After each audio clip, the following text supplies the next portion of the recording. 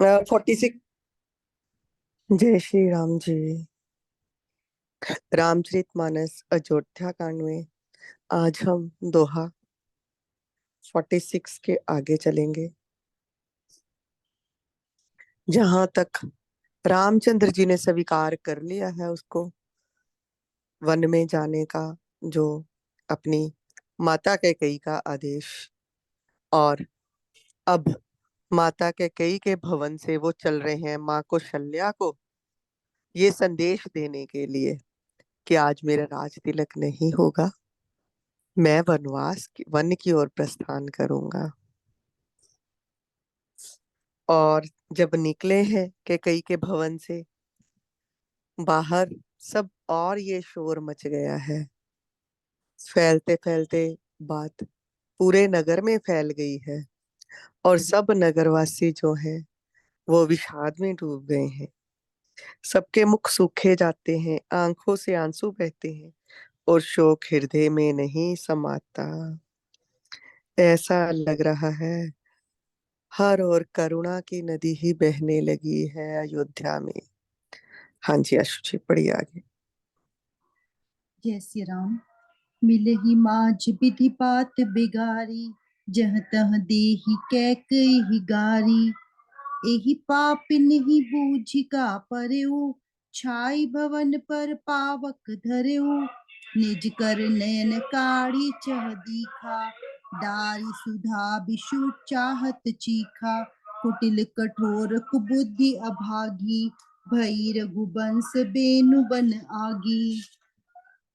पालव बैठी पेढ़ु एहि काटा, सुख महु शोक ठाठु धरि ठाठा।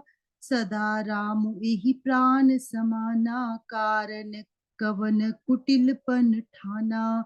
सत्य कहि कबि नारी सुभाऊ, सब विधि अगहु अगाध दुराऊ। निज प्रतिबिंबु बरुक गही चाही, जानि न जाई नारी गति भाई। काह न पाव कुचारि सक, कान समुद्र समाई। कान करे अबला प्रबल, केहि जग कालु न खाई। सियावर राम जय जय राम, मेरे प्रभु राम जय जय राम। का सुनाई विधि काह सुनावा, का दिखाई चह काह दिखावा।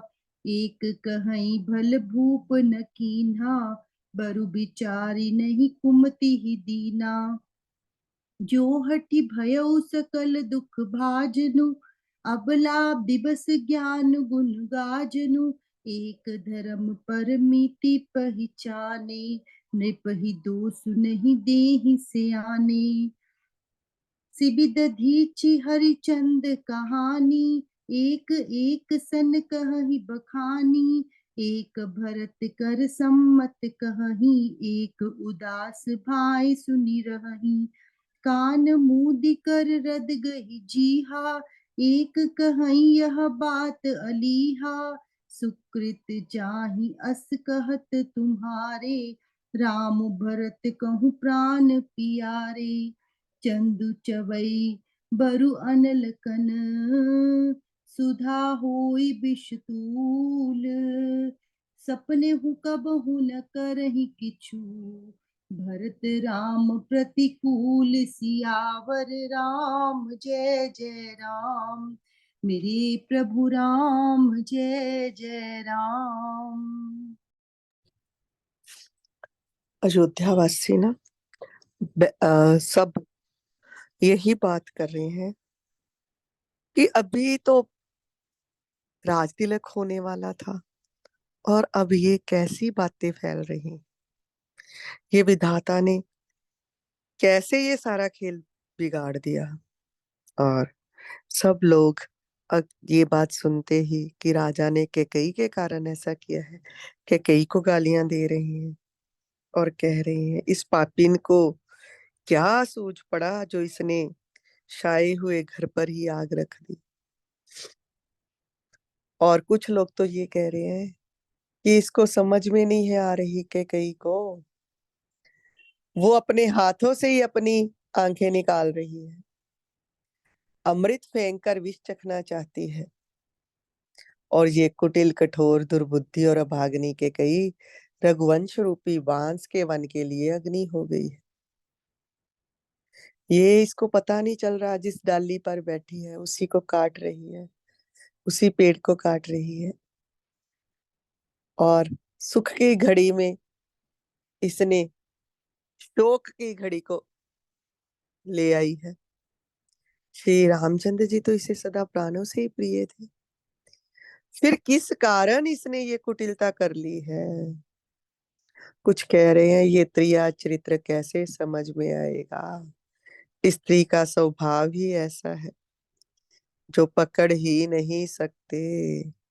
अपनी परछाई को तुम पकड़ने की कोशिश कर सकते हो, स्त्री के स्वभाव का पार नहीं पा सकते। आग क्या नहीं जला सकती, समुद्र में क्या नहीं समा सकता। अबला कहने वाली, अबला कहलाने वाली जो प्रबल स्त्री है वो क्या नहीं कर सकती।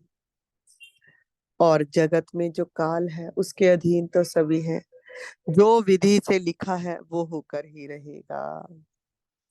विधाता ने कुछ दुखी होकर कह रहे हैं, विधाता ने क्या कहा, क्या सुना दिया, क्या दिखा दिया।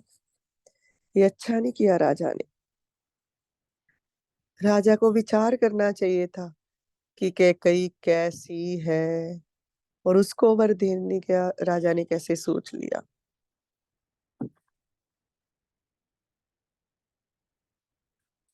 और क्या हठ हठी है कैकई, और राजा ने कैसे मान लिया उसको ये वर देने की बात को। राजा ऐसे उसके अधीन हो गए हैं कि उनका ज्ञान और गुण खत्म हो गए क्या। कुछ ऐसे हैं जो जानते हैं कि राजा ने जानबूझकर ऐसा नहीं किया, और वो बात कर रहे कि अब अगर वर देने की बात हो चुकी है तो अब राजा को ये वर देने ही पड़ेंगे। राजा का इसमें कोई दोष नहीं है। वो शिबी की, ददीची की, हरिश्चंद्र जी की कथाएं सुना सुना कर एक दूसरे को, किसी बात के कारण ही राजा अब फंस गया है, उस स्त्री के अधीन हो गया है।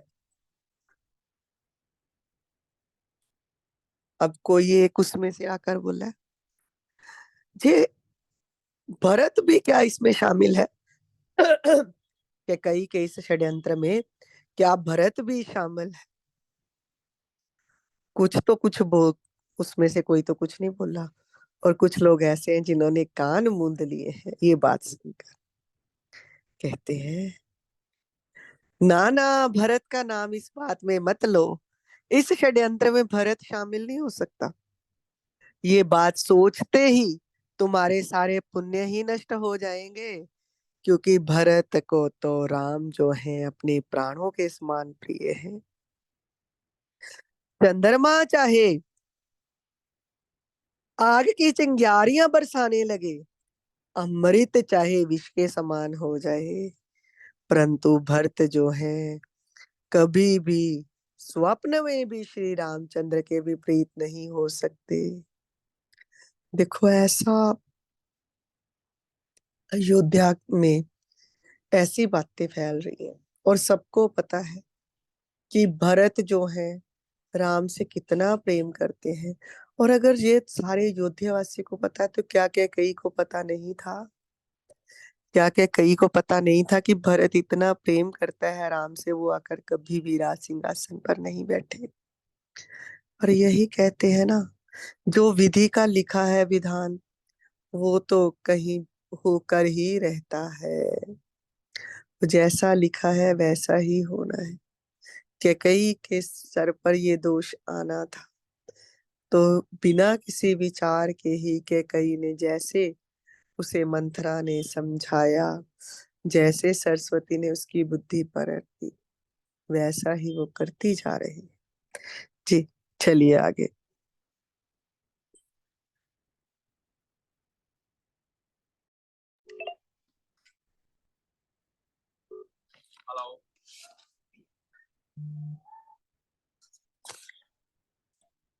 का सुनाई विधि काह सुनावा, का दिखाई चहकाव दिखावा, एक कहीं भल भूप न कीन्हा, बरु बिचारी नहीं कुमति ही दीन्हा। जो हठि भयउ सकल दुख भाजनु, अबला बिबस ज्ञान गुण गाजनु। एक धर्म परमिति पहिचाने, नृप ही दोष नहीं देहि सयाने। सिबिदधि हरिचंद कहानी, सिबिदधि हरिचंद कहानी, एक एक सन कहहि बखानी। एक भरत कर सम्मत कहही, एक उदास भाई सुनि रहही। कान मूदि कर रद गहि चीहा, एक कहीं यह बात अलीहा। सुकृत जाहि अस कहत तुम्हारे, राम भरत कहूँ प्राण प्यारे। चंदु चवई बरु अनल कन, सुधा होई विषतूल। सपने हूँ कब हूँ न करही किछु, भरत राम प्रतिकूल। सियावर राम जय जय राम। एक बिदात ही दूषण देही, सुधा दिखाई दीन बिषु जेही। खर भरु नगर सोचु सब काहू, दुसह दाहु उर मिटा उछाहू। विप्र बधु कुल्य कुल मान्य जठेरी, जे प्रिय परम कैकई केरी। लगी देन सिख सील सराही, बचन बान सम लागहि ताही। भरत न मोहि प्रिय राम समाना, सदा कहूँ यहु सब जग जाना। करहूँ राम पर सहज सनेहू, केहि अपराध आज बन देहू। कबहु न कयो कियहु सवति आरेसु, प्रीति प्रतीति जान सब देसु। कौसल्या अब काह बिगारा, तुम जेहि लागी बज्र पुर पारा। सिय के पिय संगु परिहरही, लखनऊ की रहहि धाम। राजु की भुंजब भरतपुर, नृपु की जियहि बिनु राम। सियावर राम जय जय राम। अस बिचारी उर छाड़हु को, शोक कलंक कोटि जन होहु। भरत ही अवसि देहु जुब राजू, कानन काह राम कर काजू। नाहिन राम राज के भूखे, धर्म धुरीन विषय रस रूखे। गुर गृह बसहु राम तज गेहू, नृप सन अस बर दूसर नेहू। जो नहीं लगी हूँ कहे हमारे, नहीं लागही कछु हाथ तुम्हारे। जो परिहास कीनी कछु होई, तो कहीं प्रगट जनावहु सोई। राम सरिस सुत कानन जोगू, काह कहि सुनी तुम कहूँ लोगू।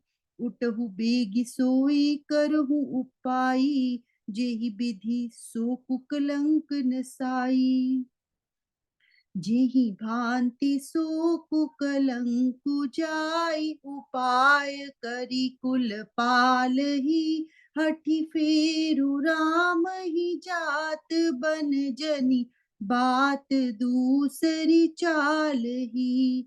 जिमि भानु बिनु दिनु प्राण बिनु, तनु चंद बिनु जिमि जामिनी। तिमि अवध तुलसीदास, प्रभु बिनु समुझि धौजिय भामिनी। सुनत मधुर परिणाम हित, सुखिन सिखावनु दीन। रामा सखिन सिखावनु दीन। कीन कुटिल प्रबोधि कुबरी, तेई कछु कानन कीन। सियावर राम जय जय राम, मेरे प्रभु राम जय जय राम।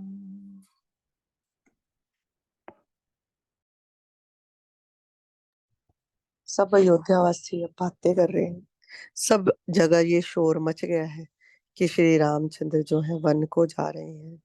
और कैकेयी ने राजा से ये दो वर मांगे हैं कि भरत को राज तिलक और राम को 14 वर्ष का वनवास। सारे नगर में खलबली मच गई है, कोई विधाता को दोष दे रहा है, आनंद उत्साह सब मिट गया है। दुसह जलन हो रही है, हर एक का हृदय जल रहा है इस बात के लिए कि राम 14 वर्ष के लिए वन में चले जाएंगे। जब ब्राह्मणों की स्त्रियों और कुल की बड़ी बूढ़ी औरतों तक ये खबर पहुंची है, तो कहाँ वो उत्साह में डूबी पड़ी थी। चल दी है कैकई के भवन की ओर कि हम जाकर कैकई को समझाते हैं, हमारे समझाने से कैकई ये बात मान जाएगी।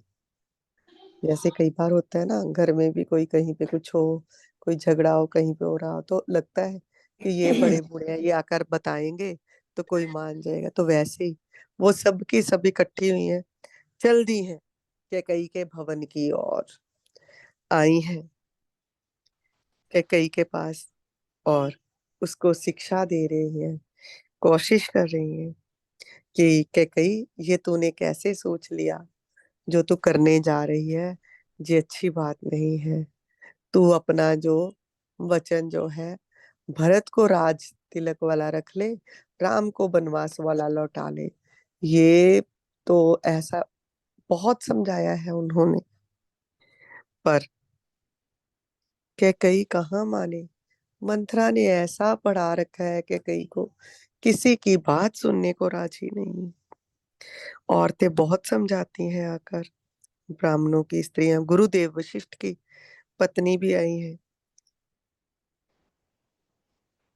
वो भी समझा रही है, और सब के कई को एक ही बात कह रही है कि तुम्हें तो राम जो है भरत से भी ज्यादा प्रिय थे। सारा जगत जानता है इस बात, और तुम तो रामचंद्र पर भरत से भी ज्यादा स्नेह करती थी, तो अब क्यों उसे वन में भेजना चाहती हो। तुमने तो कभी सोतिया डाह भी नहीं किया। सारा देश तुम्हारे प्रेम और विश्वास को जानता है, और अब कौशल्या ने तुम्हारा कौन सा काम बिगाड़ दिया, जिसके कारण तुमने सारे नगर पर ये वज्र गिरा दिया है। तुम समझ नहीं रही हो क्या कही, तुम ये राम को ही अकेले वनवास नहीं दे रही हो, बहुत जो है ऐसा कुछ हो जाएगा जो तुम खुद भी स्वीकार नहीं कर पाओ। क्या सीता जो है वो अपने पति का साथ छोड़ देगी, वो वन में नहीं जाएगी। और लक्ष्मण जो तो राम की सांस की भांति राम के साथ जुड़े रहते हैं, राम के साये की भांति राम के साथ रहते हैं, तो क्या वो लक्ष्मण जो है वो राम के बिना अयोध्या में रहेंगे। और भरत के लिए तो राज मांग रही है। हम नहीं मानते कि भरत जो है राम के बिना इस राज्य को भोगने की सोचेगा भी। और क्या हेलो रामचंद्र जी के बिना जो है राजा जी राजा जीवित रह सकेंगे, नहीं। और ऐसा समझा रही है, बहुत समझाने की कोशिश की है कि राजा भी जो है, तुम्हारा सुहाग भी जो है, राजा दशरथ भी अपने प्रिय पुत्र के बिना जीवित ना बचेंगे। कि कहीं अभी भी सोच विचार ले, जो तू वर मांग रही है, तुझे वो वर चाहिए या नहीं चाहिए। पर कहते हैं ऐसा मंत्रा ने सिखा के रखा है कि वो सुनते ही नहीं। बहुत समझाया है सब औरतों ने मिलकर, कह रही है कलंक की कोठी मत बनो, भरत को दे दो युवराज पद, पर राम को वन में मत भेजो। तुम्हें भी पता है कि राम तो वन के भूखे राज्य के भूखे है ही नहीं, उस उन्हें तो विषया शक्ति है ही नहीं। और तुम राजा से ऐसा वर मांग लो, अगर तुम राम को यहाँ से निकालना ही चाहती हो तो वनवास भेजने का वर मत मांगो, उन्हें गुरु आश्रम भेज दो। गुरु आश्रम में भेजने का वर मांग लो, गुरु आश्रम में वो रहेंगे तो भरत भी राजा भी हम कोई भी जब चाहेगा जाकर उनके दर्शन कर पाएंगे। हमारा कहा मान लो, बहुत प्रार्थना की है गुरु पत्नी ने, ऋषि पत्नियों ने, कुल की बड़ी बूढ़ी स्त्रियों ने कैकई से, पर कैकई नहीं सुन रही। फिर समझाते हैं हमारी अगर बात नहीं मानोगी, स्वाभाविक ही ये बात उनके मुख से निकली है, ब्राह्मण पत्नियों के मुख से ये बात स्वाभाविक ही निकल गई कि अगर हमारी बात नहीं मानोगी तो तुम्हारे हाथ कुछ नहीं लगेगा, कुल की कलंकनी कहलाओगी, राजा भी जीवित नहीं बचेंगे। और अगर तुमने ये बात ऐसे ही देखने के लिए की है कि देखती हूँ कौन कौन मेरे इस हंसी ठिठोली पर क्या क्या उत्तर देता है, तो इसको अभी यहीं पर समाप्त कर दो अपनी हंसी को। ये दिल लगी की है तो इसको छोड़ दो। राम श्रीखा पुत्र तुम्हें लगता है कि बन जाने के योग्य है? क्या कहेंगे लोग, क्या कही ने किस अपराध के लिए राम को वन में भेजा? उठो, कोई ऐसा उपाय करो जिससे तुम्हारे जो है वरदान भी तुम्हें मिल जाए और तुम्हें कुल का कलंक भी ना लगे। तुम कुल की रक्षा कर लो, वन में जाते हुए श्री राम जी को हट करके लौटा लो, दूसरी कोई बात नहीं है। तुलसीदास जी कहते हैं, बहुत समझा रही हैं वो ब्राह्मण स्त्रियां, कहती हैं जैसे सूर्य के बिना दिन, प्राण के बिना शरीर और चंद्रमा के बिना रात नहीं होती, निर्जीव हो जाती है, शोभाहीन हो जाती है, वैसे ही श्री रामचंद्र जी के बिना अयोध्या हो जाएगी। हे भामिनी, इस बात को तो हृदय में विचार कर तो देख। ऐसी बहुत सीख दे रही है। सखियां भी आई हैं कैकई की, और दासियां भी, जो उसकी प्रिय सखियां थी, वो भी आकर बहुत समझा रही हैं कि रानी मान जाओ। पर कैकई ने तो अपने कानों को ही जैसे बंद करके रखे हैं, कोई बात ना सुन रही है, ना कोई उन बातों का उत्तर दे रही। हाँ जी, आज यहीं तक, जहाँ आगे चलेंगे। एक पढ़ लेते हैं।